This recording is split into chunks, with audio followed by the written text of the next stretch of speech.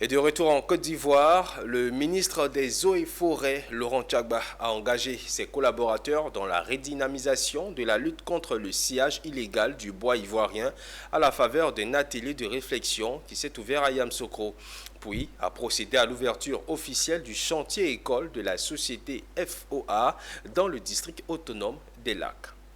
Les 18 et 19 avril 2024, toutes les parties prenantes du département ministériel des eaux et forêts de la Côte d'Ivoire étaient en atelier à Yamoussoukro. L'objectif de cet atelier était de trouver une solution durable à la problématique du sciage illégal des bois sur toute l'étendue du territoire national. Au cours de cet atelier, le ministre Laurent Tchagba a engagé ses collaborateurs dans la redynamisation de la lutte contre le sciage illégal du bois ivoirien et a appelé à des résolutions claires afin que désormais les bois saisis soient directement mis à la disposition des filières formelles locales. Il y a eu déforestation et aujourd'hui il faut rebondir pour qu'à l'horizon 2030, nous puissions atteindre 6 500 000 hectares de forêt. Nous avons convoqué cet atelier à l'effet de se retrouver avec d'abord mon personnel pour discuter, pour travailler, préparer les éléments nécessaires à la lutte contre le sciage à façon et ensuite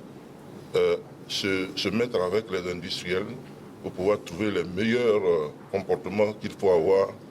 pour permettre à ce que le bois qui va alimenter le marché national soit un bois légal, pour que nous soyons en phase avec l'accord que la Côte d'Ivoire a signé le 19 février à Bruxelles.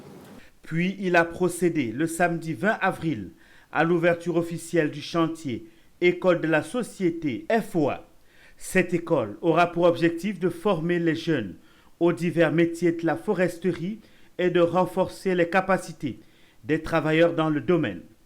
Ces programmes accordent 70% aux activités pratiques